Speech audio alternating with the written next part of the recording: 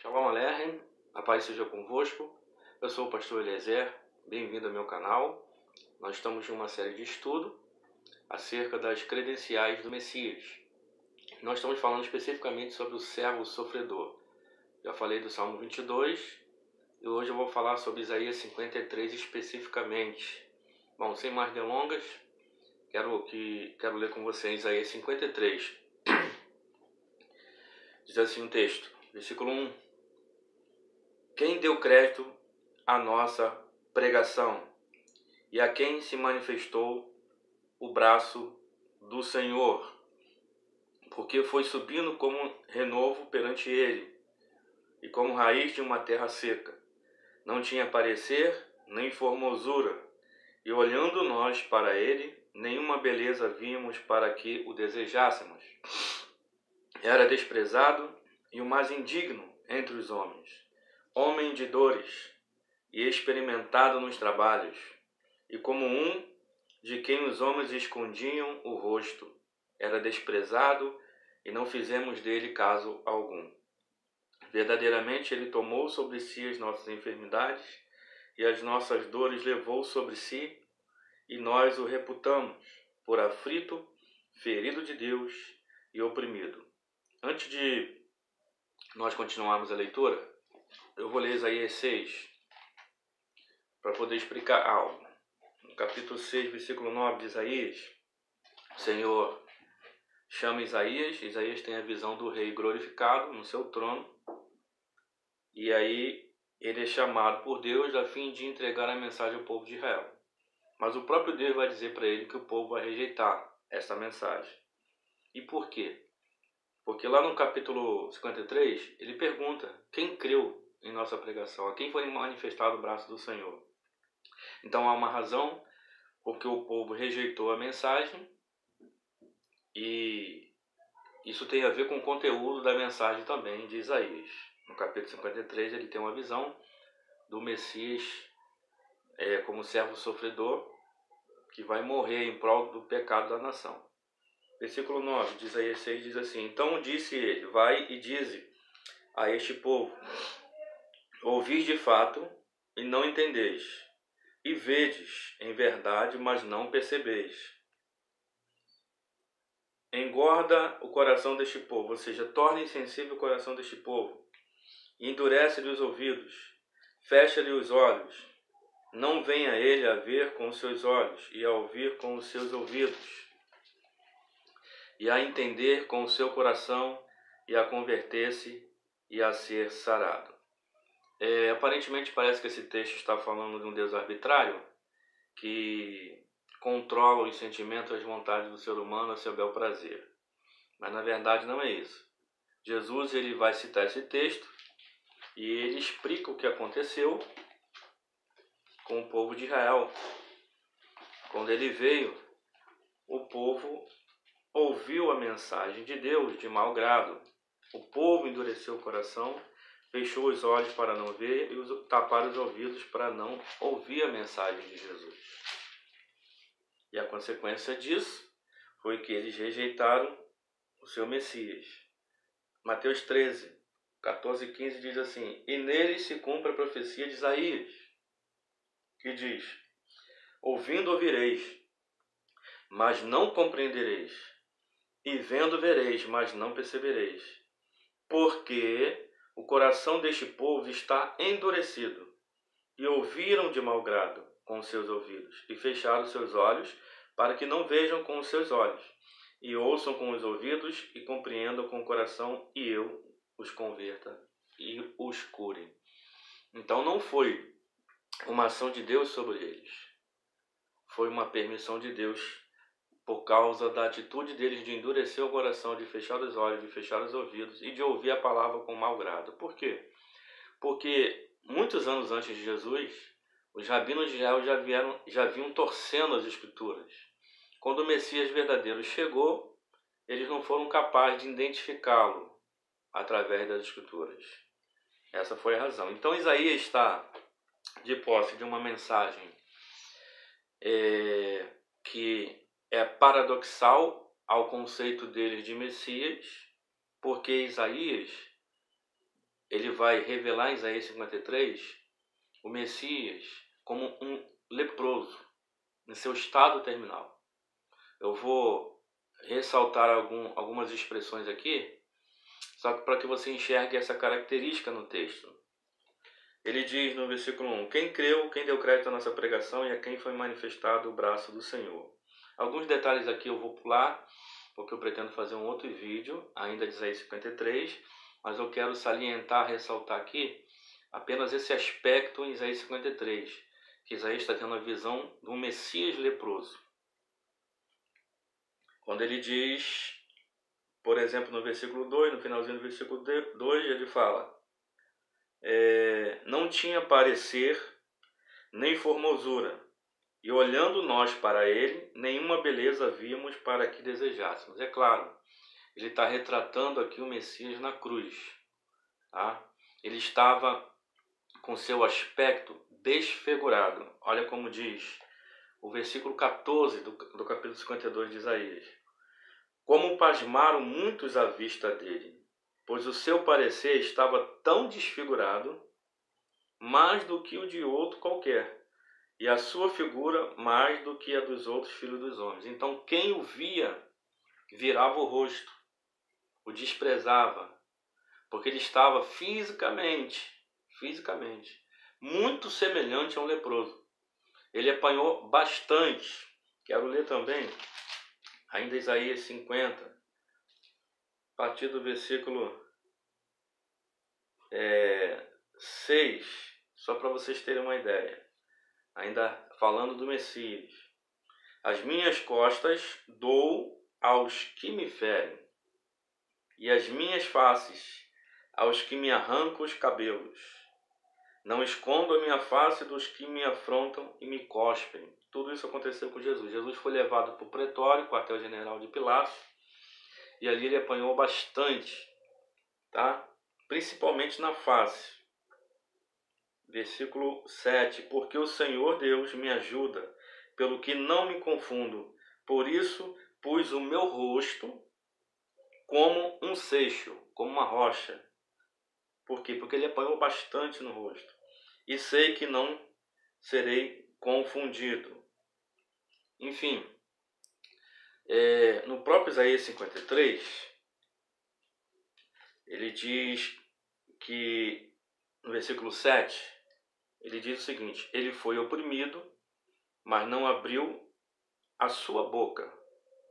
Como um cordeiro foi levado ao matadouro, e como ovelha muda perante os seus tosqueadores, ele não abriu a sua boca. Isaías está falando acerca daquele momento em que ele foi levado para o pretório, e os soldados então bateram nele em todas as partes, inclusive nas partes íntimas. A ovelha, ela era tosqueada, todo o seu corpo, inclusive a parte íntima.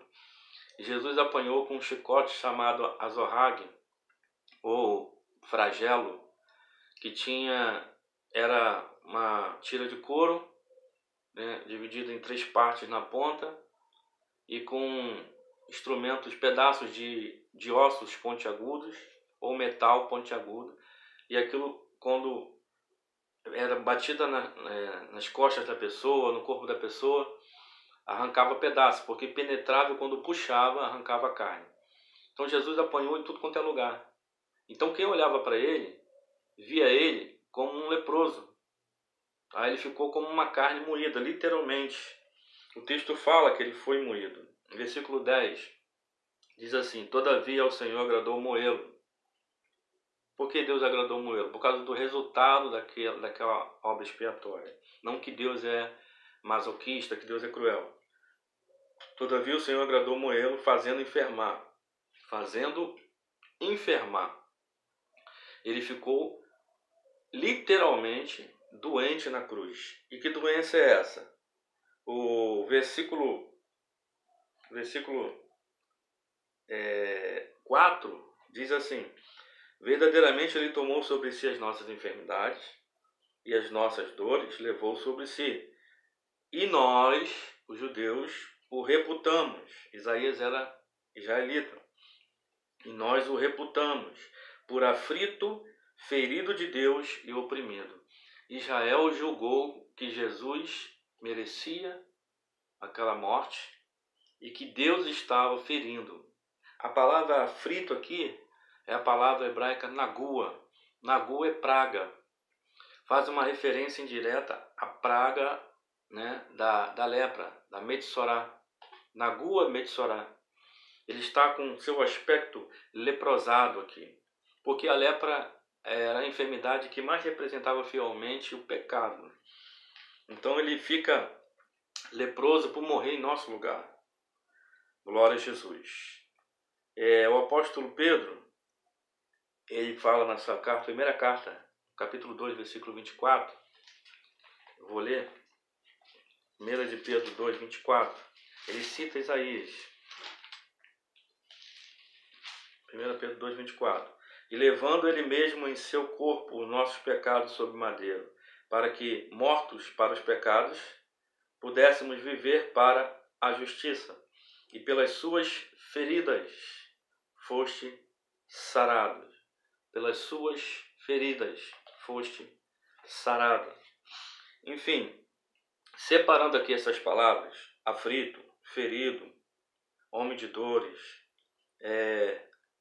desprezado, olhando para ele não tinha nele parecer algum, Deus o fez enfermar, todos esses termos indicam um leproso na cruz. Isso é muito interessante, porque é uma conexão muito estreita entre os capítulos 12, 13 e 14 de Levítico. O 12 fala da mulher que concebe o menino e fica impura 40 dias. Depois o 13, em seguida, fala do exame da pessoa constatando a lepra. A pessoa ia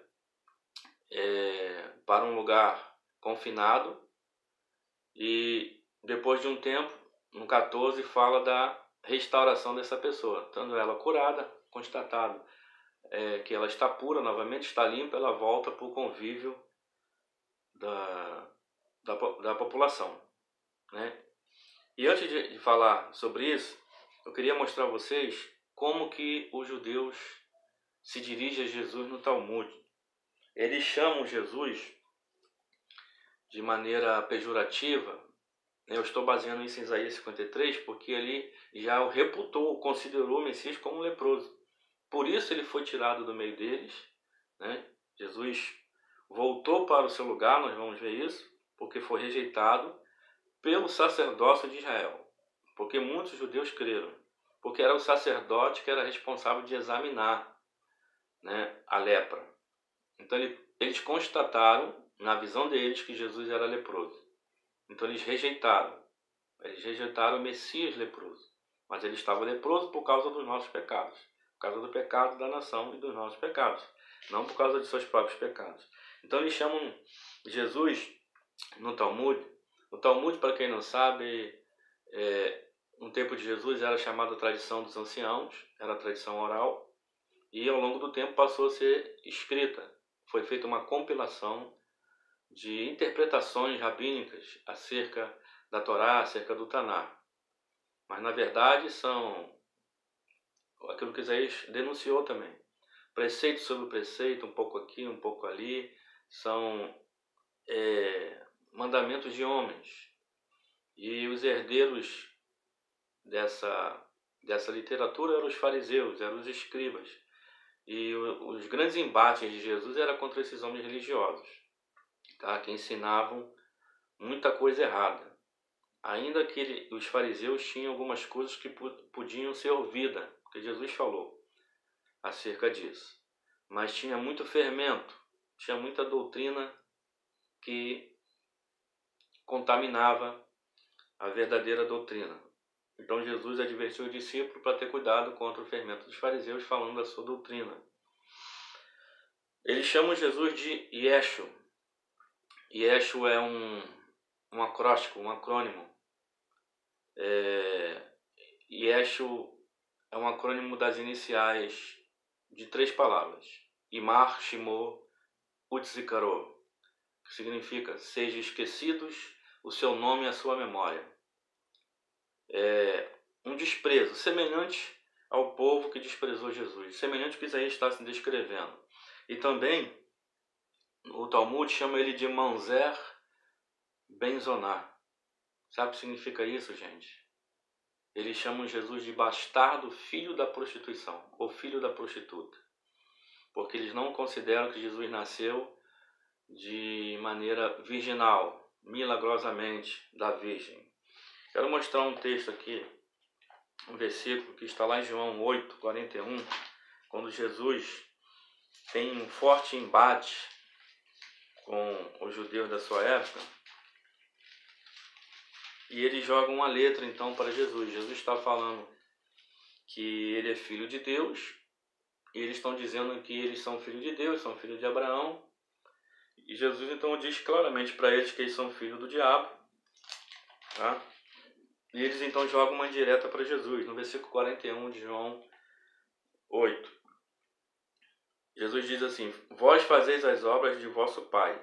Disseram, pois, nós não somos nascidos de prostituição. Temos um pai que é Deus. Sabe o que eles estão dizendo?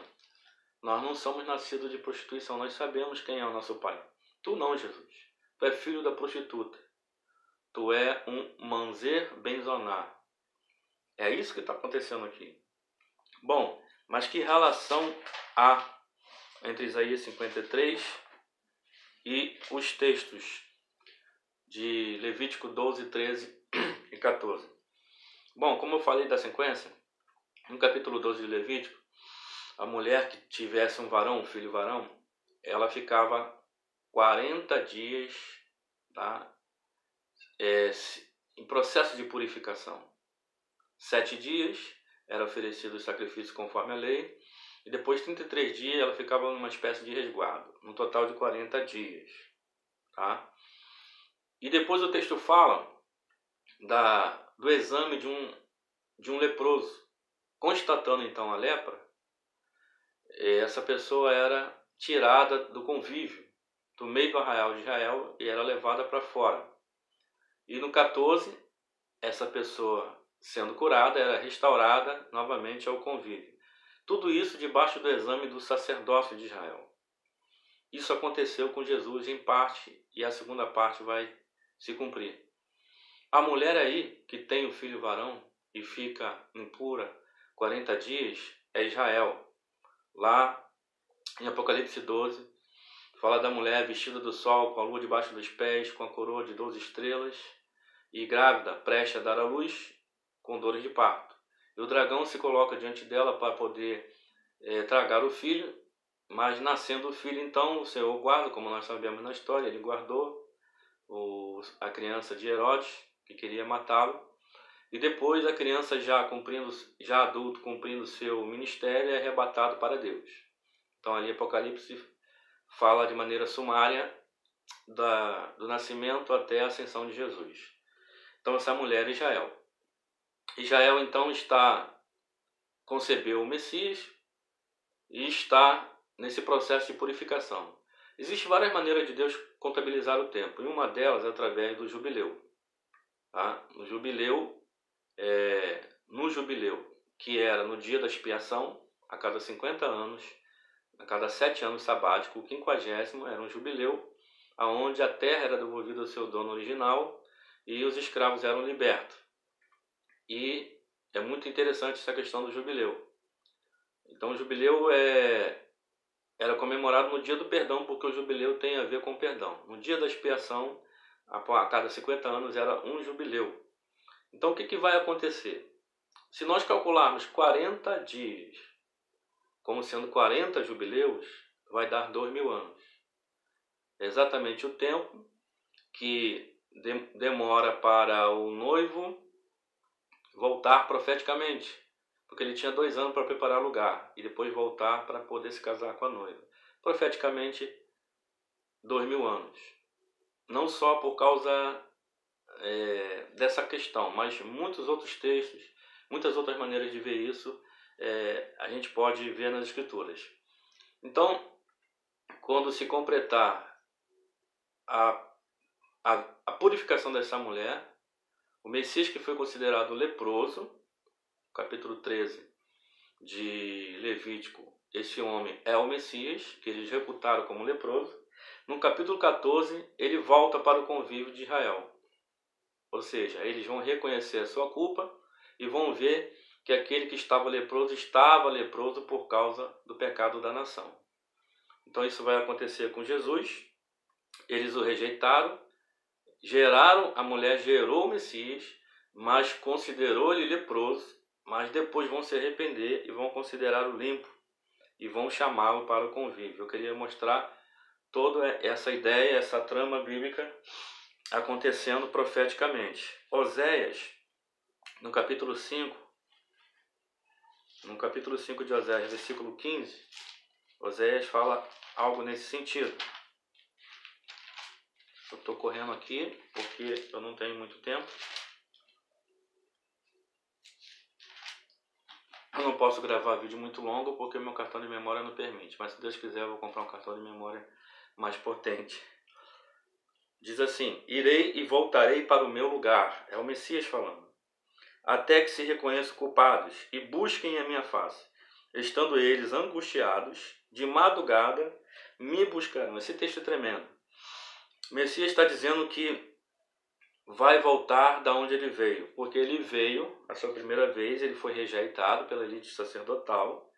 Ele diz então, eu vou voltar para o meu lugar. E quando que ele vai voltar novamente para Israel? Quando eles se reconhecerem culpados e buscar a face dele. Estando eles angustiados, ou seja, naquele momento da grande tribulação, que eles estarão encurralados pelo exército do anticristo, eles vão clamar pelo Mashiach. E quando eles clamarem pelo Mashiach, isso Zacarias fala também, nós vamos ler, ele vai vir em socorro deles. Porque cedo eles buscarão o Senhor, quando tiverem grande angústia. Muito característico da nação de Israel, né? A gente pode ver isso no livro de Juízes, por exemplo. Capítulo 6, versículo 1. Aí eles vão dizer o seguinte, nesse tempo. Vinde e tornemos para o Senhor, porque ele despedaçou e nos sarará. Deus permitiu todo esse sofrimento de Israel, desde a rejeição. Foi feito realmente grandes feridas, mas o Senhor a sarará, a ligará. E como que vai ser isso? Como que se dá isso? Depois de 2 dias nos dará a vida. Ao terceiro dia nos ressuscitará e viveremos diante dele. Faz uma menção à sua ressurreição ao terceiro dia, mas faz também uma menção à sua vinda gloriosa no final do segundo dia, no final do segundo milênio, depois da sua morte. Porque biblicamente ainda não chegamos, tá? Por esse calendário gregoriano aí, nós já passamos dos 2000 anos, né? Nós estamos em 2020, mas no calendário bíblico, desde a morte de Jesus, somando 2000 anos, ainda não chegamos. Jesus morreu entre 29 e 33 da nossa era. Então, para se completar 2000 anos, nós temos ainda alguns anos à frente. Bom, Zacarias também, no capítulo 12, versículo 10, ele fala sobre isso. Olha que texto também maravilhoso. Zacarias 12, 10. Diz assim: e sobre a casa de Davi e sobre os habitantes de Jerusalém derramarei o Espírito de graça e de súplicas. É o Espírito Santo que vai descer sobre eles, como Joel também fala, nos últimos dias. E eles então vão clamar o Senhor, vão suplicar. E olharão para mim, diz o Senhor, a quem traz passaram, fazendo uma referência à crucificação. E o prantearão como quem pranteia por unigênito, e chorarão amargamente por ele, como quem chora amargamente pelo primogênito. Porque vão reconhecer, vão ter que saber que, por causa das suas marcas que ele vai trazer, o próprio Zacarias capítulo 13, vão perguntar, que marcas são essas? Que feridas são essas? Conforme Isaías escreveu. Ele vai responder, essas são as feridas feitas na casa de meus irmãos. Ou seja, foi o povo de Israel que feriu o seu próprio Messias por reputá-lo como leproso. Eles viraram o rosto, desprezaram o Messias, não fizeram caso dele, como diz Isaías. o reputaram como um aflito, ferido de Deus, oprimido. Ou seja, ele foi desprezado, ficou desfigurado mais do que todos aqueles que morreram na cruz do Calvário, porque o ódio dos soldados contra ele era um ódio satânico. Jesus apanhou além do que um homem podia apanhar. Ele ficou literalmente moído, com a aparência de um leproso em estado terminal. Aleluia. Então Isaías perguntou: quem é que vai crer quando eu disser tudo isso? Quem vai crer quando eu falar que o Messias, o nosso Messias, é um leproso, morrendo na cruz de Calvário em prol do nosso povo? Porque eles não conseguiram assimilar, entender essa visão primária do Messias. Antes dele ser o Messias glorioso, vencedor, o Mashiach ben David, ele seria o Mashiach ben Yosef, o sofredor. Aleluia! Glória a Deus! Então eles vão chorar copiosamente e amargamente. Ali é o dia da expiação. Ali é o Yom Kippur. Eles vão lamentar muito profundamente. E também em Mateus 23, 39, vocês devem conhecer esse texto, quando Jesus chega diante de Jerusalém e chora sobre a cidade. E ele fala: Jerusalém, Jerusalém, que matas os profetas, que apedreja aqueles a quem a ti é enviado. Quantas vezes eu vos quis ajuntar, como a galinha faz com os pintinhos debaixo das suas asas, mas vocês não quiseram. Pois bem, porque vocês não entenderam o tempo da visitação do Senhor. Vocês não me verão mais, até aquele dia em que vocês vão dizer: Baruch Haba Melech Bishem Adonai. Bendito o Rei que vem em nome do Senhor. Bom, como eu falei, da conexão entre Isaías 53 dos capítulos 12, 13 e 14 de Levítico, a qual a mulher que é Israel gera o Messias e fica impura, o Messias é considerado leproso, e depois, por final, o Messias é visto como limpo e trazido de volta ao convívio de Israel. Isso vai acontecer. Bom, o último texto que eu quero ler é Hebreus 13. Hebreus 13. Eu pretendo fazer um outro vídeo, tá? Fica ligado aí a respeito de Isaías 53, porque há muitos detalhes em Isaías 53. Tremendo. E todos se cumprem em Yeshua, o nosso Senhor. Não no Yeshu, não no Manzer Benzoná. Eles vão se arrepender profundamente dessas coisas. De palavras como essa, por exemplo. Hebreus 13. Vamos lá, versículo 11 ao 13. Diz assim: porque os corpos dos animais cujo sangue é pelo pecado trazido pelo sumo sacerdote para o santuário são queimados fora do arraial. E por isso, para dar cumprimento na vida de Jesus, também Jesus, para santificar o povo, ou seja, ele morreu para santificar o povo, ou seja, para trazer perdão dos pecados de Israel, pelo seu próprio sangue padeceu fora da porta. Jesus morreu fora das portas da cidade de Jerusalém, da Jerusalém antiga. Jesus morreu no Gólgota. Hoje o Gólgota fica dentro da cidade de Jerusalém, mas antes era fora. Aí ele diz o seguinte, versículo 13.